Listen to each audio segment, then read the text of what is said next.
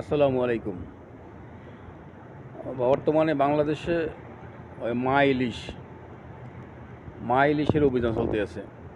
কারণ এখন ইলিশের মৌসুম, মানে বাচ্চা দেওয়ার মৌসুম মূলত। মা ইলিশগুলো এখন বাচ্চা দিবে। তো বাংলাদেশে এটা ২-৩ মাসের জন্য হয় আরকি। তাকে এটা সুন্দর পরিকল্পনা এটা আগে থেকেই হয় আরকি।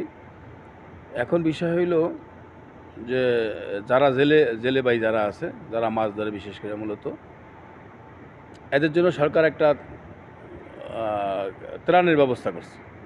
এই ৩ মাসের জন্য তাদের জন্য কিছু একটা ব্যবস্থা করছে। তাদের জন্য কিছু একটা করে দেয় আরকি, ত্রাণ দেয় আরকি, যেটা জেলে কার্ড দেয় এই ৩ মাসের জন্য। আমাদের দেশে এই ৩ মাসের জেলে এখন ঠিকমতো পায় না।